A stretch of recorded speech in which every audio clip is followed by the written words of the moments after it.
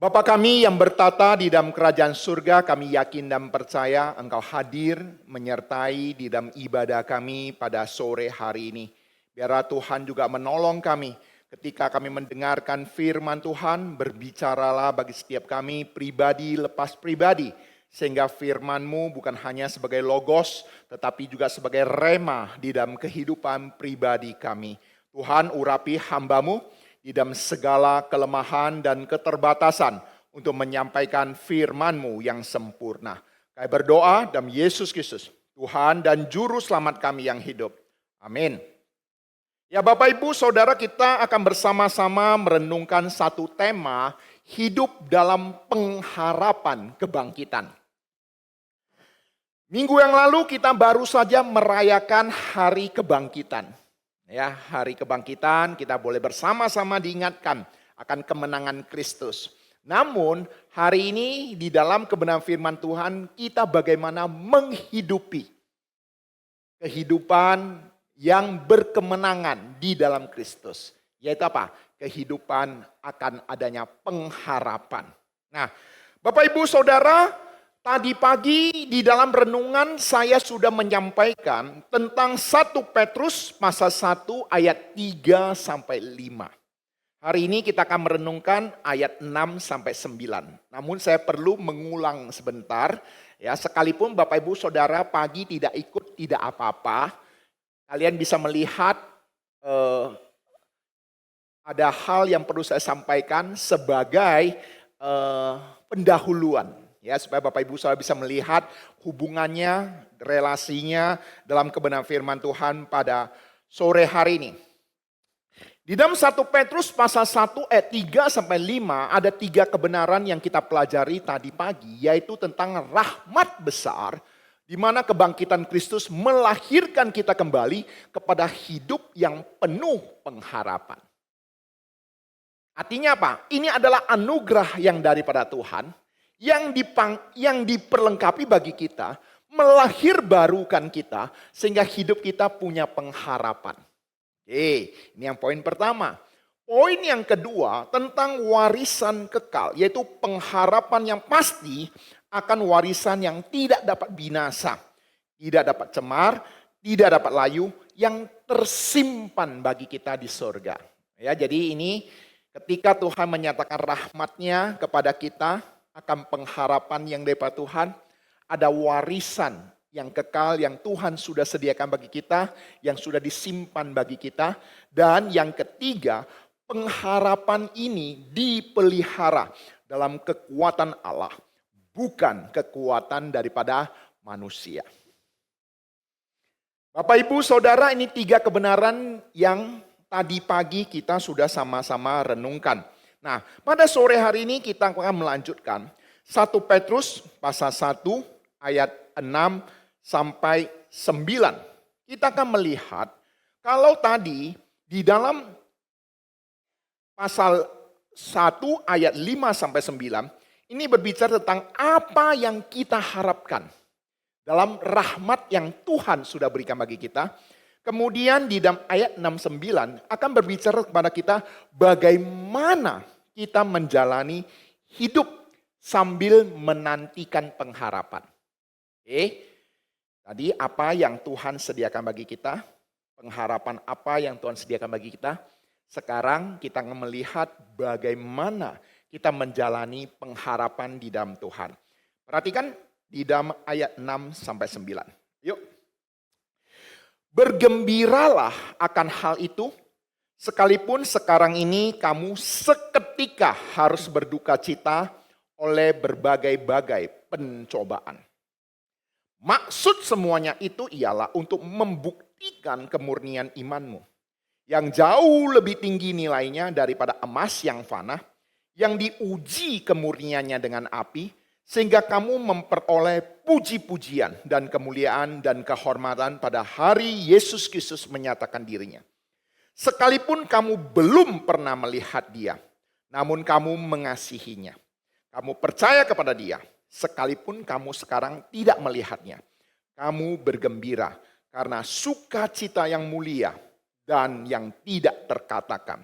Karena kamu telah mencapai tujuan imanmu, yaitu keselamatan jiwamu.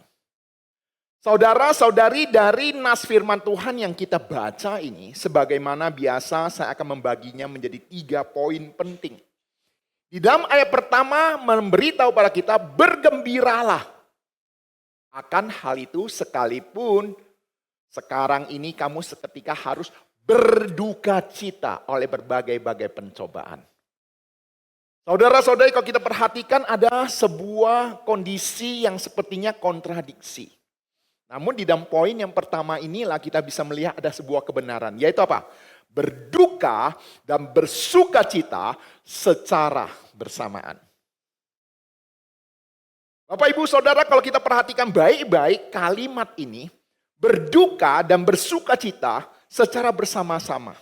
Apakah mungkin? Duka cita ya duka cita. Sukacita ya sukacita. Tapi kenapa firman Tuhan mengatakan berduka dan bersuka cita secara bersamaan. Dan ini dicatat di dalam ayat ke-6. Sesuatu yang hendak memberitahu pada kita. Ini sesuatu yang mustahil. Tidak mungkin. Tapi ingat, di dalam Tuhan tidak ada yang tidak mungkin.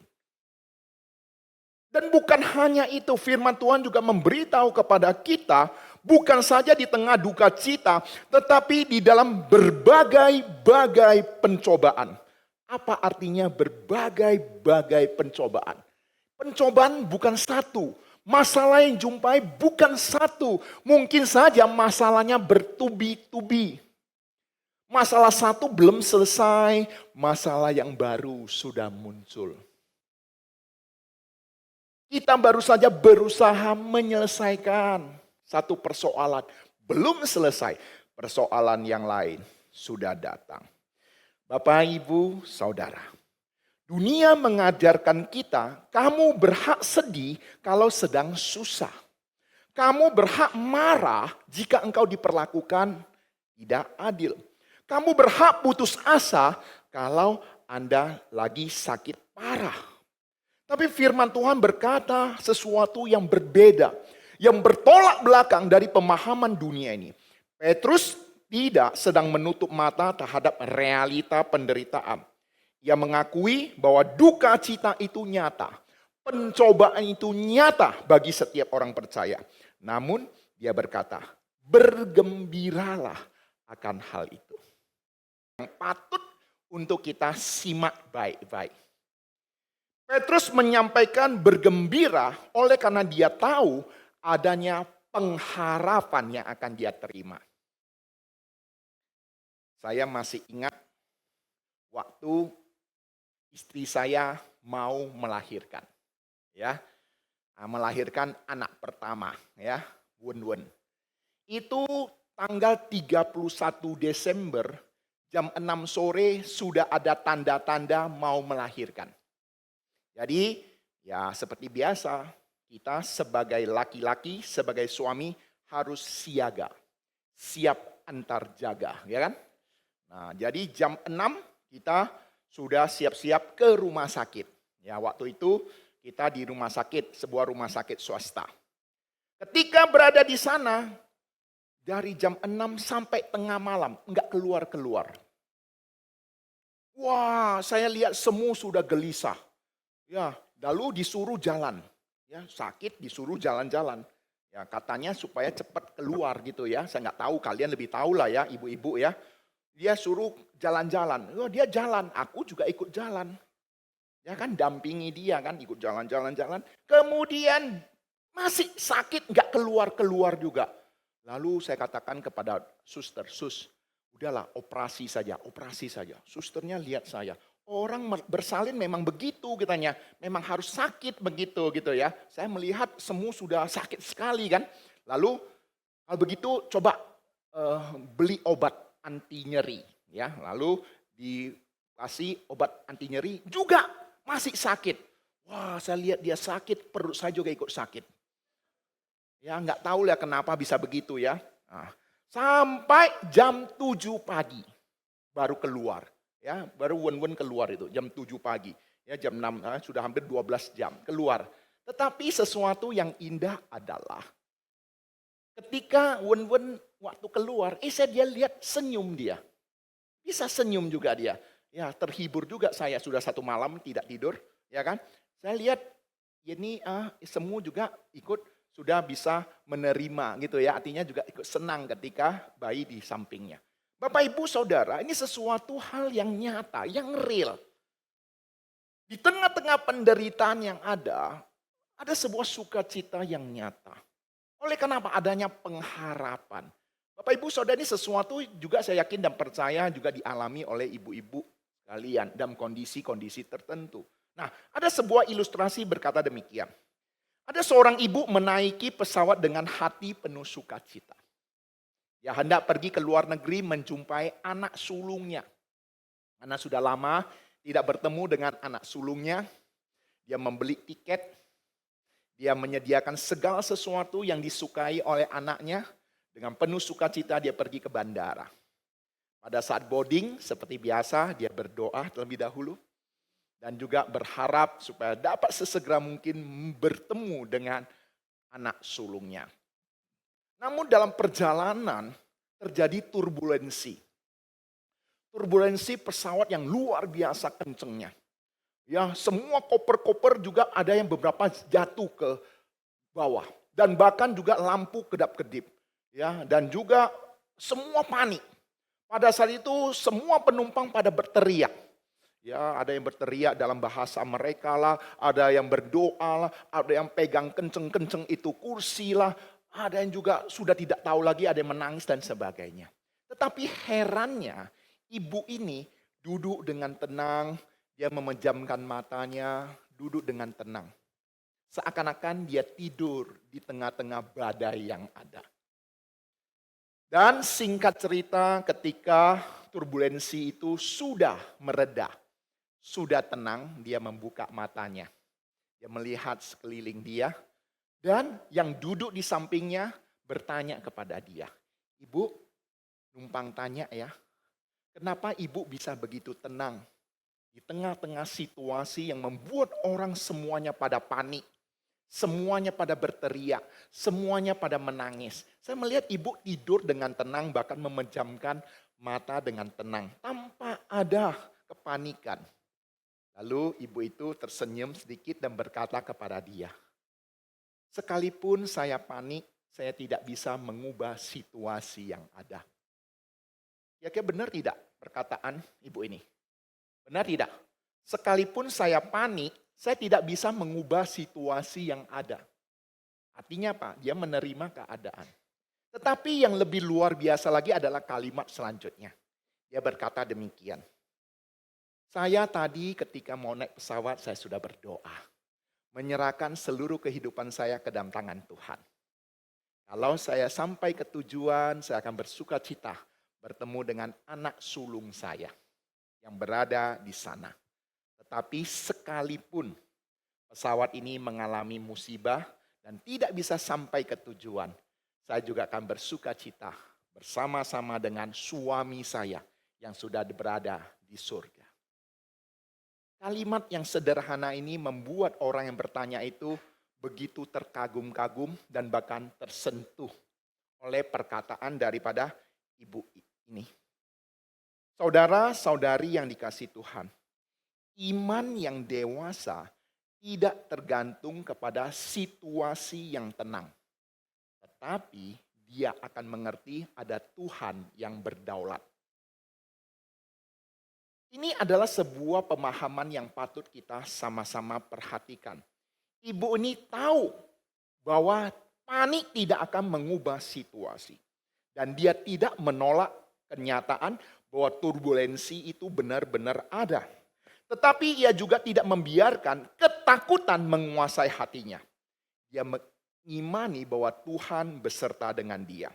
Yang memegang kendali seluruh kehidupan dia. Baik pesawat itu ada di darat maupun ada di udara. Dan ketika dia memberikan kesaksian kepada orang yang bertanya, kesaksian di tengah badai itu jauh lebih kuat daripada kesaksian di tengah ketenangan. Benar tidak Bapak Ibu Saudara? Kesaksian di tengah-tengah badai jauh lebih kuat, lebih berkesan daripada di tengah-tengah ketenangan. Ini mengingatkan kita John Wesley. Ketika dia pulang daripada pelayanan. Di tengah-tengah ombak yang luar biasa di kapal. Dia melihat sekelompok, bukan satu orang, sekelompok kaum Moravian. Bernyanyi, memuji Tuhan. Di tengah-tengah badai, bernyanyi, memuji Tuhan. Ini memberikan sebuah kesaksian yang berkesan bagi John Wesley. Kenapa? Sekelompok orang ini berbeda. Saudara-saudari, ini juga menjadi perhatian bagi kita.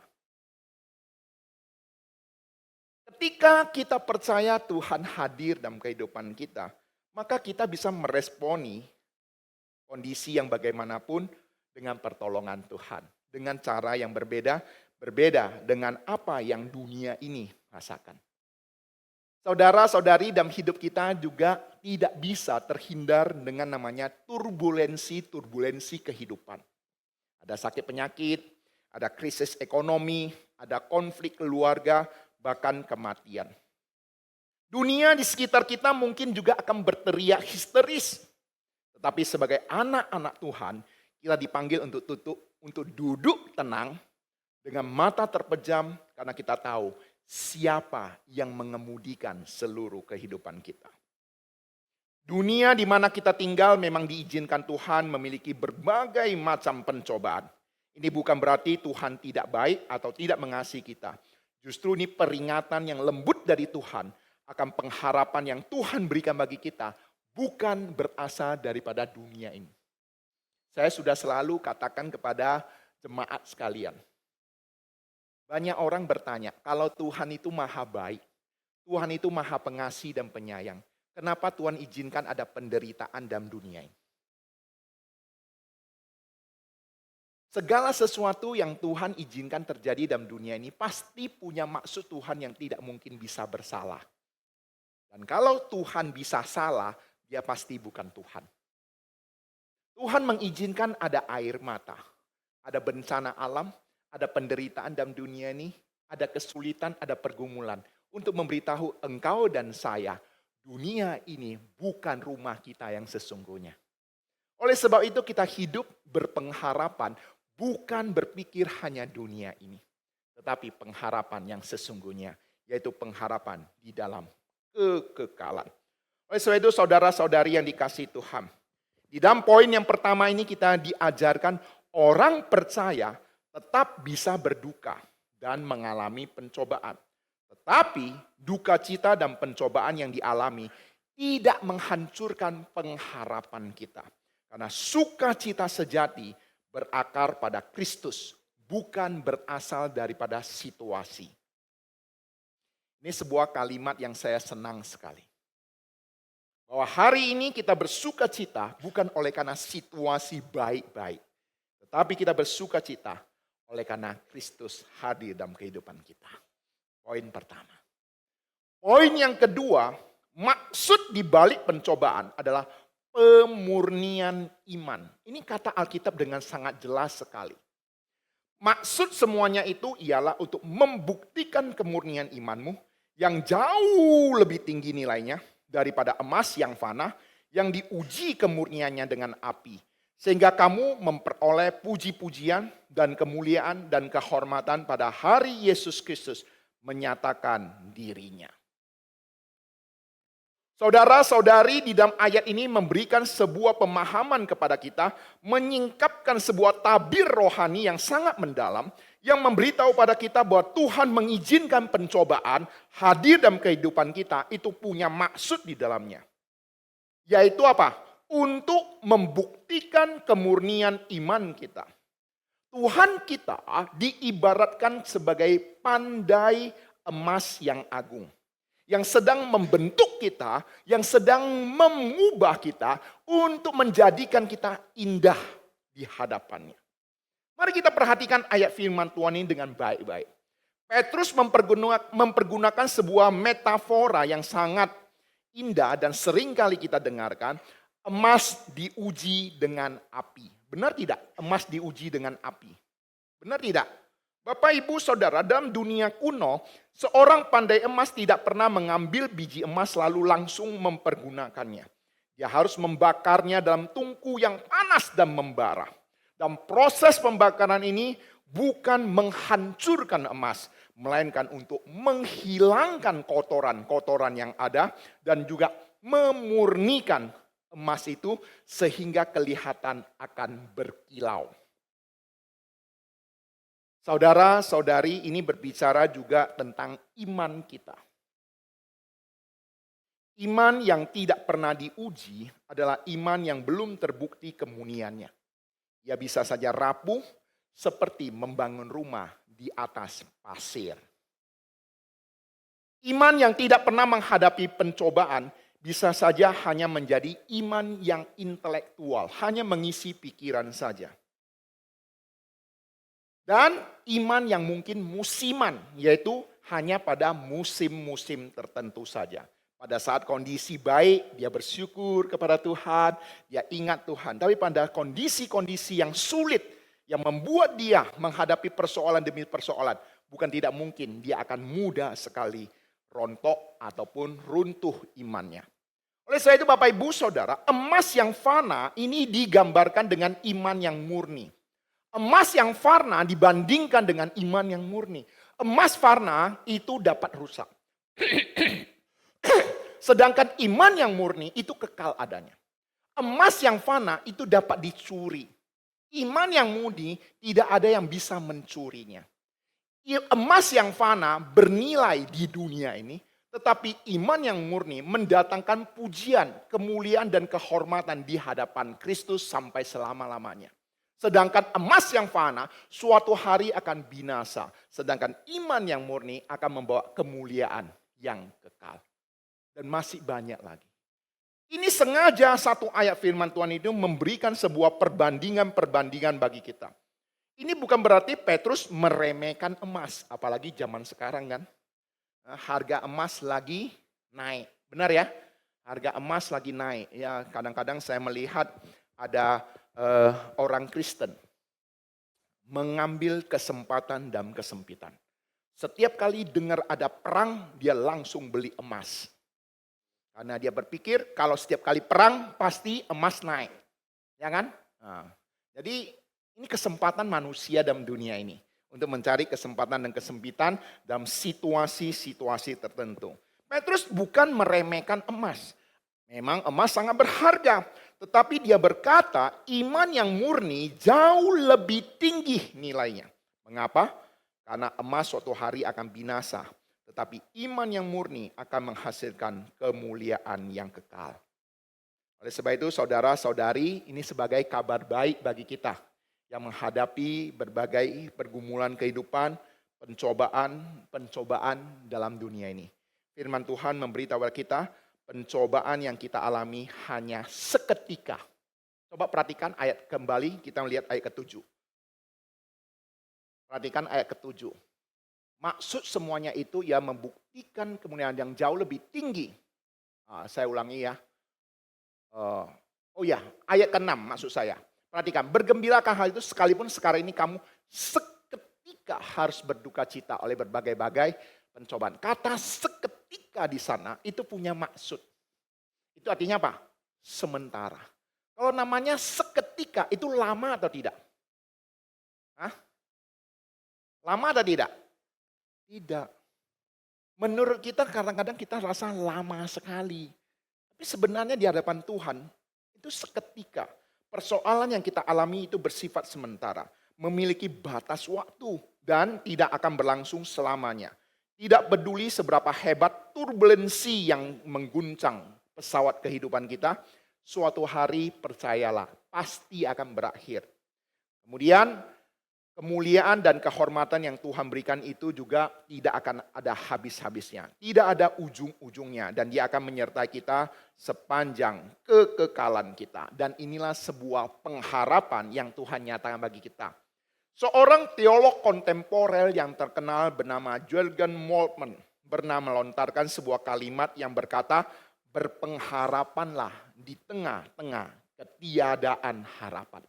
Atau berpengharapanlah dikala tidak ada harapan. Ini adalah sebuah kehidupan orang percaya. Menurut dunia sudah tidak ada harapan. Tetapi di dalam Tuhan tetap ada harapan. Oleh sebab itu Bapak Ibu Saudara dikasih Tuhan, saya tidak tahu kondisimu yang bagaimanapun. Tetapi ingat, pengharapan dunia ini dan pengharapan rohani itu kadangkala bertolak belakang. Pengharapan dunia ini berbicara mudah-mudahan besok lebih baik. Tetapi pengharapan rohani akan berkata kepada kita, aku tahu siapa yang aku percaya. Pengharapan dunia bergantung pada situasi yang tidak pasti. Tetapi pengharapan rohani bergantung pada pribadi Allah yang setia. Pengharapan dunia runtuh ketika keadaan memburuk. Pengharapan rohani tetap teguh berdiri sekalipun badai menerpa. Pengharapan dunia berfokus pada apa yang kelihatan. Pengharapan rohani berfokus pada apa yang tidak kelihatan. Dan yang tidak kelihatan itu kekal adanya. 1 Korintus 2 ayat 9 juga memberitahu kepada kita apa yang tidak pernah dilihat oleh mata, tidak pernah didengar oleh telinga, yang tidak pernah timbul dalam hati manusia, semuanya disediakan Allah untuk mereka yang mengasihi Dia. Ini loh yang Tuhan sediakan bagi kita. Ini loh pengharapan, yaitu apa? Segala sesuatu yang belum pernah kita lihat, yang belum kita pernah dengar, yang belum pernah kita bayangkan. Artinya apa? Sesuatu yang di luar dugaan kita. Ini loh yang disediakan Tuhan bagi kita yang mengasihi Dia. Itulah pengharapan yang Tuhan berikan bagi kita. Bapak Ibu Saudara, saya yakin kita seringkali menghadapi masalah. Kita berusaha menyelesaikan dengan cara kita. Tapi kadangkala kita juga melihat, loh, penyelesaian masalahnya kok di luar pikiran kita. Ada cara lain yang di luar dugaan kita yang bahkan tidak sengaja kita bisa menemukan dan menyelesaikannya. Ini bisa asal kita peka. Peka terhadap penyelesaian masalah itu. Itu kadang-kadang cara Tuhan juga punya cara yang demikian. Melampaui apa yang kita pikirkan. Apa yang pernah kita bayangkan. Saudara-saudari yang dikasihi Tuhan. Di dalam Alkitab, khususnya kitab Ibrani, surat Ibrani pasal 11. Itu berbicara tentang pahlawan iman. Ya, tadi pagi saya sudah janji. Saya akan memberitahu kepada Bapak Ibu Saudara tentang pahlawan-pahlawan iman. Mereka adalah orang-orang yang hebat.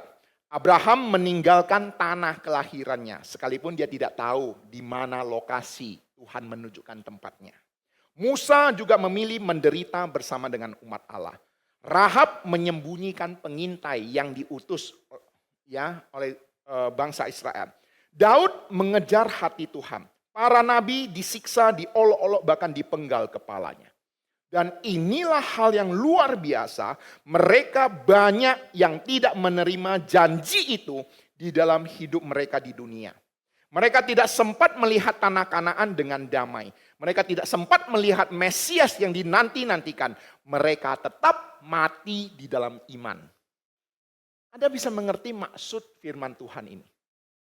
Mereka beriman kepada Mesias. Mereka beriman pada Yesus Kristus. Tetapi mereka tidak pernah melihat Mesias. Mereka tidak pernah melihat Yesus Kristus. Mereka tetap beriman. Kenapa?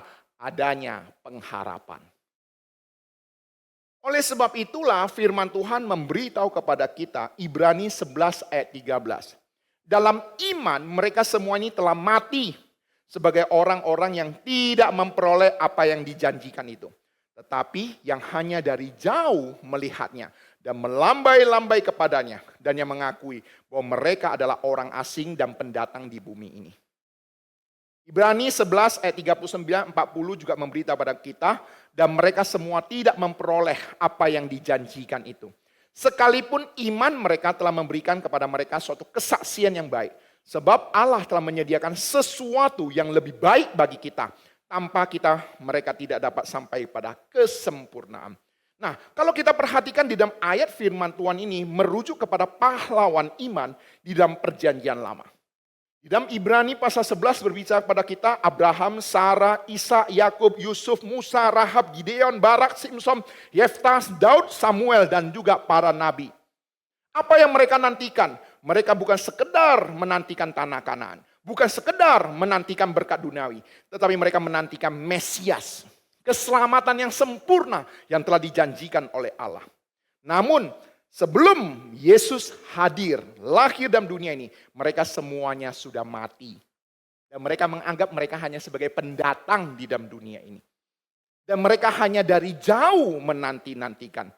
Iman mereka tetap menyala-nyala. Ini loh pahlawan iman yang disebut sebagai pahlawan iman. Yaitu apa? Tetap beriman sekalipun tidak melihat. Kalau Anda sudah melihat, itu bukan iman lagi. Iman yang sesungguhnya itu disertai dengan pengharapan. Bahwa janji Tuhan pasti tergenapi. Janji Tuhan tidak mungkin akan ingkar. Saudara-saudari, betapa berbahagianya kita hidup di masa sekarang ini.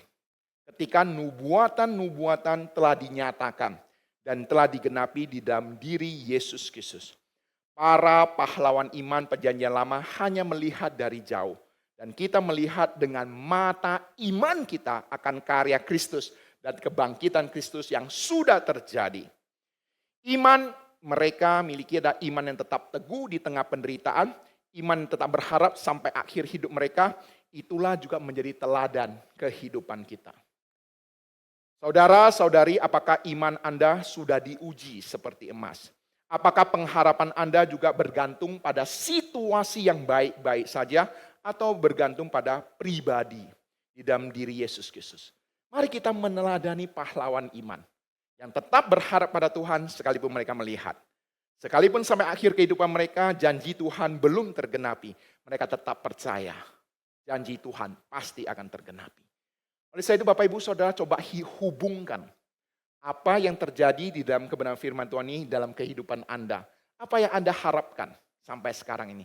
Seakan-akan belum terjadi. Tetapi ingat, tetap beriman pada Tuhan, tetap berpengharapan pada Tuhan. Kita saksikan sebuah cuplikan klips. Kita hanya manusia, bukan pahlawan, bukan juga terbuat dari baja. Tak terhindar pula dari duka. Kita semua punya mimpi buruk, dan kadang kenyataan seburuk mimpi itu. Kita sangat membutuhkan pertolongan, sesuatu yang kokoh yang tak akan melepaskan. Harapan yang menguatkan di tengah situasi yang tanpa harapan. Dan dunia ini punya harapan itu. Aku punya harapan itu.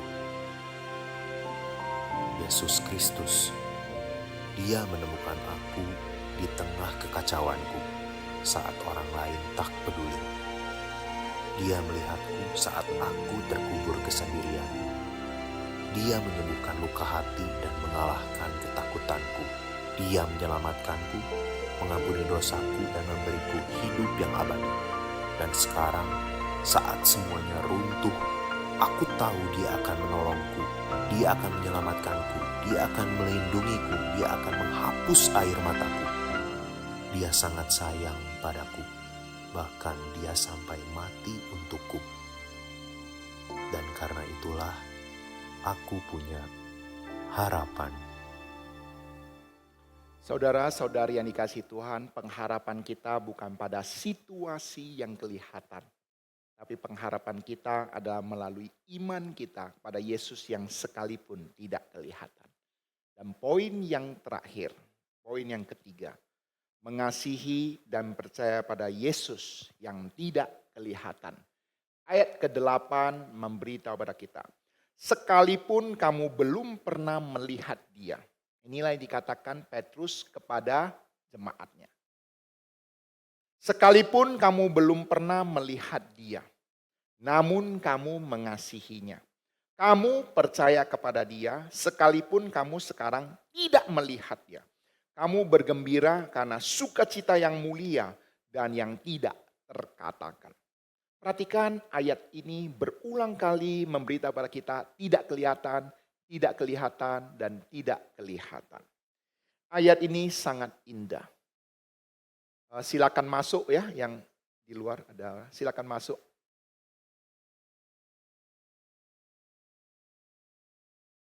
Silakan. Ya. Bapak Ibu Saudara, di dalam ayat 8 ini memberitahu pada kita Petrus berbicara kepada jemaat yang belum pernah melihat Yesus secara fisik. Sedangkan Petrus sudah hidup bersama dengan Tuhan Yesus, melihat Tuhan Yesus secara langsung, melihat salib Kristus, melihat kebangkitan Kristus. Artinya apa? Petrus ingin supaya sebagai orang-orang yang dia injili, orang-orang yang percaya pada waktu itu yang sekalipun tidak melihat Kristus, mereka itu tetap bagaimana hidup dengan pengharapan. Mereka yang selama ini tidak berjalan bersama dengan Yesus di Galilea, tidak melihat mujizatnya secara langsung. Mereka tidak melihat kebangkitan Tuhan dengan mata kepala sendiri. Tapi mereka mengasihi Yesus. Mereka percaya kepada Yesus. Saya yakin dan percaya ayat ini juga sangat bagus untuk kita. Seakan-akan Petrus juga berbicara kepada kita. Sekalipun engkau dan saya tidak pernah melihat Yesus. Tetapi kita percaya kepada Tuhan Yesus. Sekalipun kita tidak pernah melihat kebangkitan Tuhan Yesus. Tapi kita tetap mengasihi Tuhan Yesus. Itu ada sebuah pujian yang menunjukkan pada kita apa? Iman pada pengharapan. Kita mengasihi bukan karena kita melihat. Tetapi karena kita percaya. Dan hasil dari iman dan kasih itulah kamu bergembira. Karena sukacita yang mulia yang tidak terkatakan. Dalam bahasa Yunaninya, kata sukacita yang dimaksud di sana adalah sesuatu yang tidak bisa diungkapkan dengan kata-kata. Ini ada sukacita yang melampaui pemahaman manusia, sukacita yang tidak tergantung pada situasi. Saudara-saudari yang dikasihi Tuhan, sukacita yang dimaksud di sini adalah berbeda dengan sukacita dunia ini. Sukacita yang dimaksud dalam firman Tuhan ini adalah sukacita yang Tuhan berikan bagi kita. Yang melampaui pikiran kita. Sesuatu yang tak terkatakan. Inilah yang Tuhan sediakan bagi kita. Oleh sebab itu Bapak Ibu Saudara yang dikasihi Tuhan. Firman Tuhan juga di dalam ayat terakhir mengatakan. Karena kamu telah mencapai tujuan imanmu. Yaitu keselamatan jiwamu. Ayat penutup ini memberikan sebuah kepastian kepada kita. Iman kita tidak akan sia-sia. Tujuan akhir daripada iman itu bukan kesehatan, bukan kekayaan, bukan kebahagiaan duniawi. Tetapi keselamatan jiwa kita. Oleh sebab itu saudara-saudari perhatikan ayat 3-5 berbicara tentang pengharapan. Ayat 6-8 berbicara tentang bagaimana hidup di dalam di tengah-tengah pencobaan. Kemudian ayat 9 berbicara kepada kita tentang kepastian keselamatan. Keselamatan jiwa bukanlah sesuatu yang akan kita terima nanti. Tetapi keselamatan yang sudah disediakan bagi kita. Yang pasti akan terjadi. Yang akan diberikan bagi kita. Oleh sebab itu Bapak Ibu Saudara. Sekalipun kita sekalian masih hidup dalam dunia ini. Ada berbagai banyak kesulitan. Ada berbagai tantangan yang kita hidup. Tetaplah percaya pada Tuhan. Sekalipun kita tidak melihat Tuhan. Tapi berpengharapanlah pada Tuhan. Karena sesuatu yang Tuhan sudah janjikan dan janji Tuhan pasti tergenapi. Saya akan berikan sebuah kesaksian. Saya sebelumnya belum pernah ke Amerika. Suatu hari saya sama istri saya diundang ke Amerika untuk pimpin retreat. Ya, untuk pimpin retreat di sebuah gereja bahasa Indonesia. Dalam perjalanan dari Indonesia ke Amerika, ya khususnya di LA, itu cukup panjang. Ya, jadi ini pertama sekali naik pesawat ke Amerika. Ketika perjalanan begitu panjang, perut saya sempat kejang. Saya belum pernah perut kejang. Ini kalau kalian yang sudah pernah naik pesawat lama mungkin pernah alami ya. Perutnya kejang. Dan kalau kasih kaki nah. Ini Pak Toh sih Pak Toh kina ya, kira-kira begitu ya. Kejang, sakit sekali. Ya, lalu akhir-akhir baru ada orang bilang karena kurang minum air. Ya, ada orang bilang begitu, saya nggak tahu lah itu benar atau tidak. Tapi saya kan nggak dapat informasi itu. Waktu itu perut, kejang. Saya bilang kacau ini kenapa ini bisa kejang ya, perut nggak pernah kejang. Ya kan? Kemudian ketika setelah transit di satu kota, kan naik lagi pesawat, terbang lagi. Nah waktu naik pesawat itu penumpang beda. Yang duduk di samping semu saya, itu mohon maaf ya, bau badannya luar biasa. Bayangkan, wah ampun loh, ya kan? Bau badannya itu luar biasa baunya. Ya, ketika duduk di samping, semua terus bilang, aneh cawe ya, aneh cawe. Wah luar biasa baunya. Saya nggak tahu ya waktu itu bau susu atau bau ketiak, saya juga lupa dah. Pokoknya bau lah gitu ya. Wah jadi sepanjang perjalanan itu menderita. Ya, perjalanan ke Amerika itu ya memang katanya mau ke Amerika enak ya kan. Wah tapi tengah perjalanan itu susah sekali. Perut kejang, aromanya berbeda gitu ya kan. Semu saya juga sampai wah nggak tahu mau bagaimana. Tetapi sampai di Amerika dijemput oleh pendeta di Amerika. Wah, ketemu pendetanya. Lalu itu sedang jet lag itu, sudah ngantuk-ngantuk itu, ya kan? Lalu dibawa ke Hollywood. Wah, dia bawa ke Hollywood, sewa itu mobil yang nggak ada atapnya. Ya, kayak di film-film itulah gitu ya. Bawa ya keliling Hollywood. Lalu Pak Pendeta tunjukkan, itu loh rumahnya Jackie Chan. Itu loh rumahnya siapa-siapa. Saya sampai ngantuk-ngantuk begini.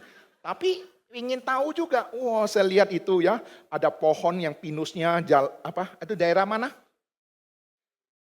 Itu ya Beverly Hills atau apa itu ya, wah pinusnya bagus sekali, benar-benar indah sekali gitu ya. Kemudian retreatnya di daerah pantai.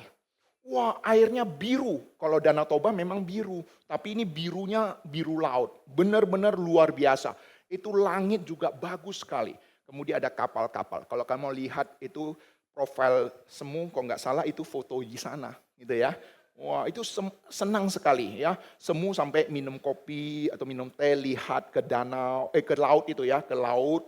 Kemudian ada kapal kayak film-film, benar-benar film itulah gitu loh ya. Yang film-film romantis itu loh gitu kan. Wah bagus indah sekali. Ya, ketika selesai itu, retreat selesai, pendeta atur perjalanan tour. Ya, keliling lihat, ini yang saya lupa namanya itu. Ya daerah perbukitan, batu-batu banyak itu ya. Bukit-bukit, wah indah sekali ya. Kemudian lihat ada acara-acara akrobat, ya. Kemudian pergi ke California dan sebagainya. Lihat di sana, bilang kasinonya sudah mulai bangkrut dan sebagainya. Tapi yang ingin saya sampaikan di sini adalah sekalipun perjalanan ke Amerika itu begitu menderita, tetapi sampai di sana kita sudah lupa itu loh perjalanan di Amerika yang menderita itu loh. Bapak Ibu Saudara, ilustrasi kesaksian ini saya ingin sampaikan. Sekarang dalam perjalanan kita ke surga, sekarang dalam kehidupan kita ada begitu banyak pergumulan, ada berbagai macam pencobaan, ada berbagai macam masalah. Tapi ingat, sampai kita tiba ke tempatnya, kita akan melupakan perjalanan hidup kita yang penuh penderitaan. Inilah gambaran yang Tuhan ingin nyatakan di dalam kebenaran firman Tuhan pada sore hari ini. Nah, firman Tuhan ini juga senantiasa memberikan penghiburan, kekuatan bagi kita menghadapi segala situasi yang ada, tetap bisa bersukacita. Kenapa? Karena sukacita kita bukan berasal pada situasi, tapi sukacita kita berasal pada pribadi yang mengasihi kita. Yesus Kristus namanya. Amin. Tuhan Yesus memberkati, mari kita berdoa. Bapa kami yang bertata di dalam kerajaan surga, kami bersyukur memiliki Allah seperti Engkau Bapa. Melalui kebenaran firman Tuhan dan juga teladan-teladan indah daripada pahlawan-pahlawan iman yang ada. Memberikan kami kekuatan menjalani perjalanan hidup kami dalam dunia ini. Ada berbagai turbulensi kehidupan yang akan kami jumpai. Tapi kami yakin dan percaya Tuhan Engkau sama sekali tidak meninggalkan kami.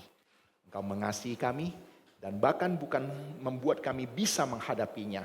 Bahkan bisa bersukacita menghadapi segala pergumulan yang ada di dalam Tuhan. Terima kasih yang surga, kami yakin dan percaya. Janji daripada kebenaran firman Tuhan. Pengharapan yang daripada Tuhan. Kehidupan kekal yang Tuhan sediakan bagi kami. Terima kasih Bapa, hamba-Mu sudah berhenti berkata-kata. Tapi biarlah firman Tuhan yang kami dengar pada sore hari ini. Menyertai dan memberkati setiap kami. Kami berdoa dalam Yesus Kristus Tuhan dan Juru Selamat kami yang hidup. Amin. Tuhan Yesus berkati.